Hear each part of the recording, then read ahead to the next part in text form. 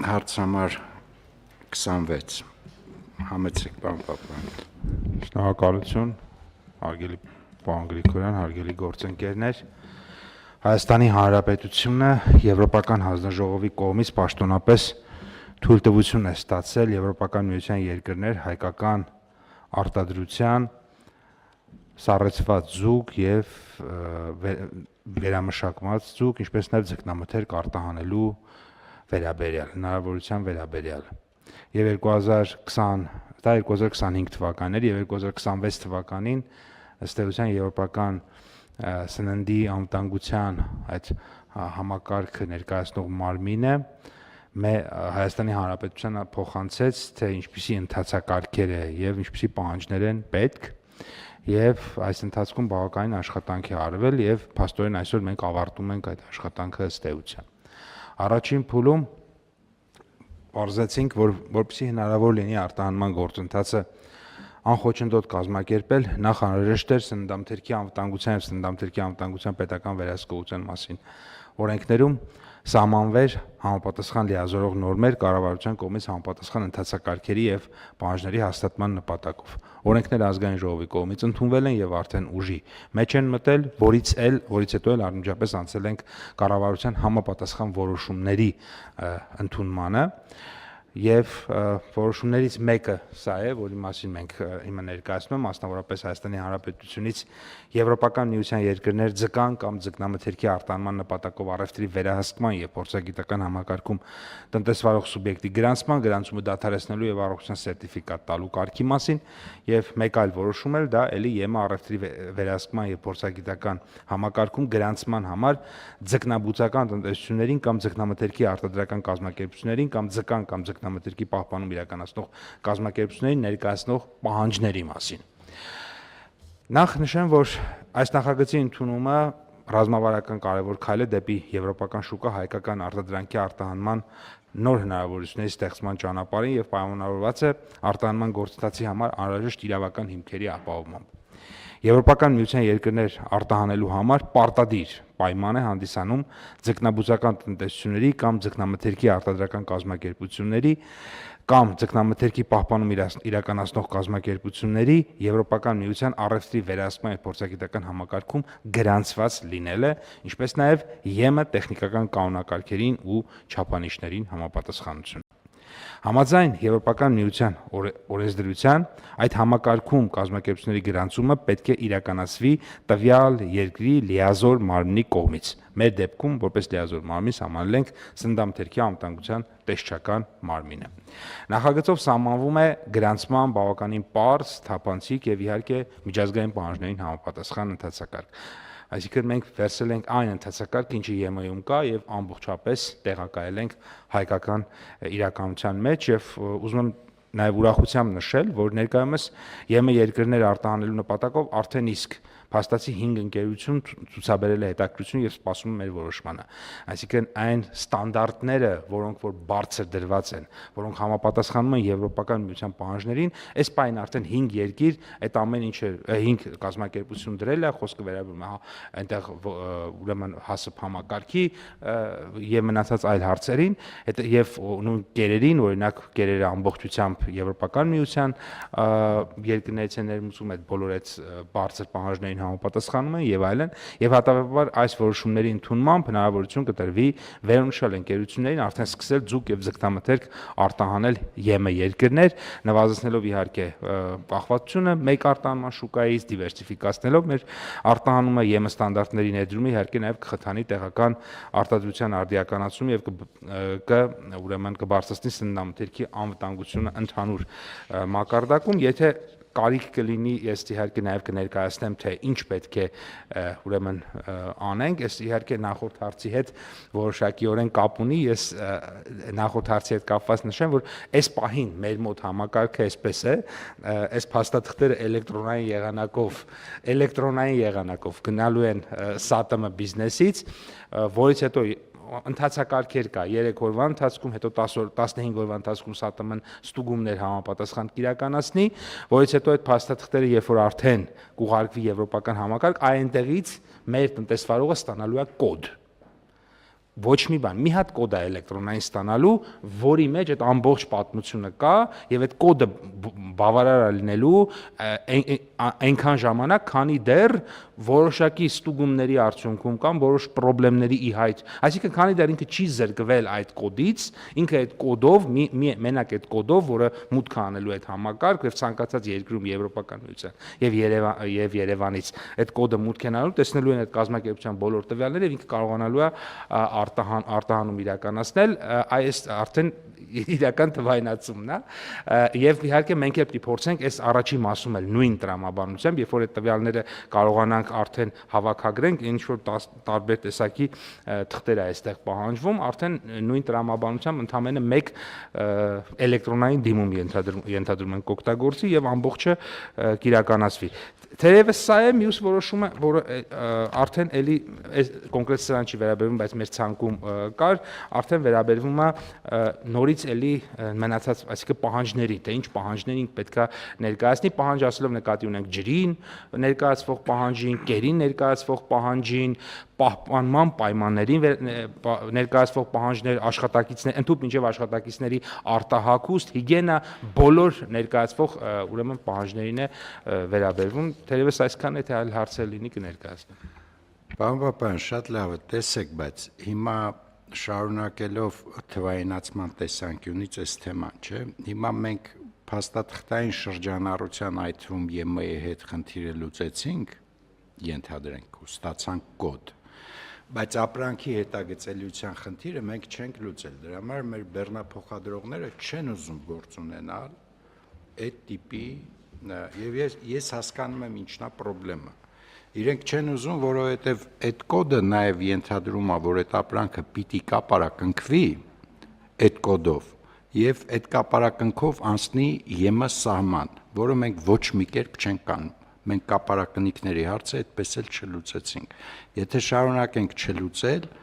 ես կարծում եմ, որ անկախ մեր բոլորիս եւ ձեր մասնավորապես ջանքերից մենք խնդիրը չենք լուծելու։ Մենք խնդիրը չենք լուծելու, որովհետև ես երբ որ լսում եմ հանրային քննարկումները եւ մեր բեռնափոխադրողների մարշրուտի փոփոխության ռիսկը, որ իրանք ներկայացնում են, այսինքն սովոր էին մի ուղու, հիմա ուզում են, հիմա մենք իրանց ասում ենք հարգելի գործընկերներ, այս ուղիով ինչի չեք գնում, ու երբ որ իրանք բացատրում են կամ ռեակցիա են տալիս, հասկանալի է դառնում, որ հիմնական խնդրեմը մեր ապրանքների հետագծելիությունն է, որովհետև այդ կոդի տակ մաքսավորը եթե չի տեսնում կապարակնիկ էլեկտրոնային, ինքը միանգամից իրավունք ունի ենթադրել, որ այնտեղ ոչ թե ձուկ է, այլ օրինակ հավ։ Ինչը որ նշանակում է, որ իրան հավելյալ զննության գործառույթ պիտի իրականացնի։ Իսկ այդ պարագայում բնականաբար եւ բիզնեսի եւ բեռնափոխադրողների համար անորոշության սպեկտրը այնքան է մեծանում, իսկ այդ անորոշությունը դա ծախս է, որովհետեւ 1 ժամ ավել սահմանին կանգնելը, 2 ժամ ավել եվրոպական երկրում երթևեկելը, այդ ամեն ինչ ծախսեր է, որոնք այլևս գնագոյացման մեջ անհետաքրքիր են դարձնում մեր ապրանքը։ Ես կարծում եմ պիտի շատ արագ ու զուգահեռ շատ արագ այդ խնդիրը լուծել, որովհետև ձեր ասած կոդը ունի հաջորդ ցիկլը, որ այդ կոդը պիտի անցնի սահմանը, ոչ թե փաստաթղթով, այլ նաև փաստացի։ Շնորհակալ եմ, պարոն Գրիգորյան, իհարկե այդ հարցը ենթադրում եմ բեք գործընկերները, տկեն գործընկերների կօգնեն, որպեսզի դա առաջ գնա։ Դա արտահանում է ինք ֆիսկալ խնդիր չունի մեծաշով։ Բայց ես դրան կգայի, ինքը տեսավ ինքը իր խնդիրը լուծեց։ Ես կարծում եմ սա նախ եւ առաջ էկոնոմիկայի նախարարության խնդիրն է, ինչու, որովհետեւ արտաքին առևտրի պարագայում այս գործիքները չունենալ նշանակում է արտաքին առևտրի պոտենցիալը երբեք չբացահայտել, որովհետեւ աշխարհը զարգացած աշխարհը սովորա դրան, այդ մեխանիզմներին, եւ մեր մոտարկումները տեղի չի ունենում, եթե մենք թվայինացված գործիքներով մոտ չգանք, որովհետեւ մեր որոշումները թղթի վրա, մեր իրավական ակտերի մոտարկումը ամենահեշտ բանն է։ Հիմա որ AI-ին խնդրենք 5 րոպեում կանի, նույնիսկ մեր անունից, բայց ինքը չի աշխատում իմպլեմենտացման փուլում, որովհետեւ ինքը թվային ենթակառուցվածք է պահանջում, որը մենք չենք ստեղծում, պիտի արագ ստեղծենք։ Եվ ստեղ մենք էկոնոմիկայի նախարարություն որպես մենք ամենաշահագրգռվածը պիտի լինենք, որովհետև արտահանումից հետո ՊԵԿ-ը մեծ հաշվով էլ ֆիսկալ հետաքրքրություն չունի։ Շնորհակալ եմ։ Ես ուզում եի այլ բան նշեի, որ այստեղ մեկ այլ հետագծելիության կտոր կա, որը փաստացի նաև ապահովված է եւ օրինակ իմ նշած 5 ընկերություններում դա ներդրված է։ Մենք նաև ունենք ընդհանցակարգ առհասարակ բոլոր ընկերությունները, որոնք որ հատկապես կենթանական ծագման մթերքներ են արտադրում, իրենք պետք է այդ որակի վերահսկողության այդ հետագծելիության ողջ համակարգը ունենան եւ ինչա դա իրենից ենթադրում եւ բազմաթիվ ընկերություններ, որ այսօր Հայաստանում ներդրել են, ըստ էության փաստացի եթե դա ներդրված չլինի, չեն էլ կարողանա արտահանել այդ հասып համակարգն է, մյուսն է եւ այլն, դա իրանից ենթադրում է ձկան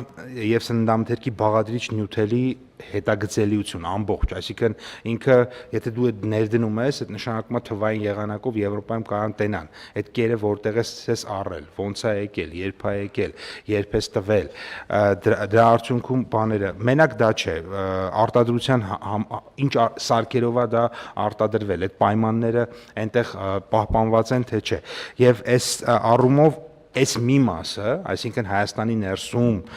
այդ մնացած մասը դա կա։ Մյուս մասի հետ ամբողջությամբ համաձայն եմ, որովհետև ինքը ինչ որ միտեղ կարա կտրվի, եթե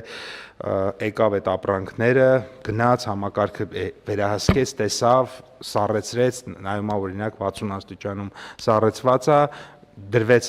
բեռնատարի մեջ ու սկսում է արտահանվել, այո, պետքա նաև այդ կետում, երբ որ այդ բեռնատարն է, ինքը պետքա ենթադրում էլեկտրոնային կենսագրությունը պիտի շարունակվի, պարոն Պապայան, որովհետև եթե խզվում է թվային կենսագրությունը շարժի, դա նշանակում է, ուր որ գնում է մաքսային վարչարություն պիտի լինի, որովհետև մաքսայինի համար այդ սահմանի վրա սա ոչ մի ինֆորմացիա ինքը բեռի մասին չունի, ինչը նշանակում է ինքը պիտի սքան անի, ինքը պիտի ֆիզիկապես զննի եւ այլը եւ այլը։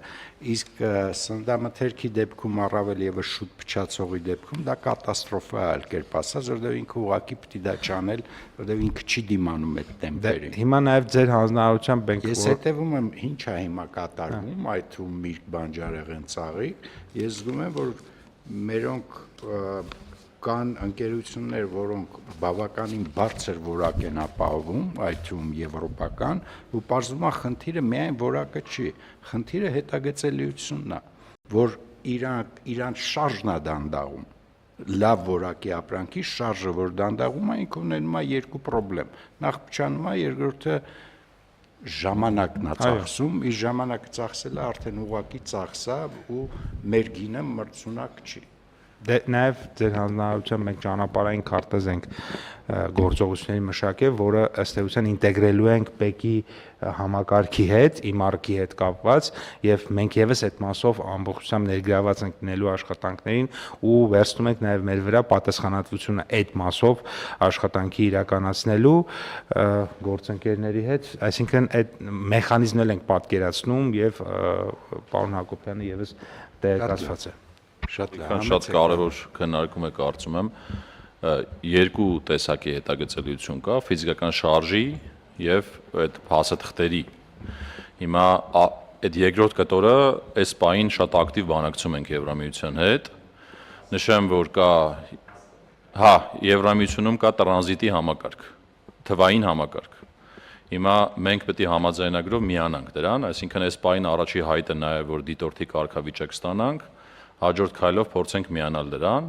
դա հնարավորություն կտա, որ Հայաստանի Հանրապետությունից արտահանվող ապրանքի փաստաթղթերը թվային տեսքով միանգամից արտացոլվեն այդ համակարգում ու Եվրամիության ներմուծողը եւ այնտեղի մաքսային մարմինները արդեն տիրապետեն, թե ինչ է Հայաստանից գալի Եվրամիություն։ Այսինքն այս առաջին քայլը արդեն շատ ակտիվ արվում է։ Դրա հետևից ֆիզիկական շարժի հետագծելիության հարցը պետք է առանձին քննարկենք, հասկանանք ոնց պիտի լուծվի Եվրամիության դեպքում։ Պարոն Հակոբյան, ես հասկանում եմ, ես գիտեմ, որ դա բարդ խնդիր է, որովհետև այդ հետագծելիությունը տրանզիտ երկրներում բավականին բարդ է կազմակերպել, որովհետև տենց հիմա տրանզիտ երկրները այդ հետագծելիության շահառու չեն կամ չեն գտնում իրան շահառու լինելու իմաստը։ Բայց ամեն դեպքում մենք պիտի լուծենք, որովհետև եթե ապրանքի հետագծելիության խնդիրը չլուծենք, մենք շատ բարդ է լինելու մեզ մրցակցելը զարգացած շուկաներում, շատ բարդ։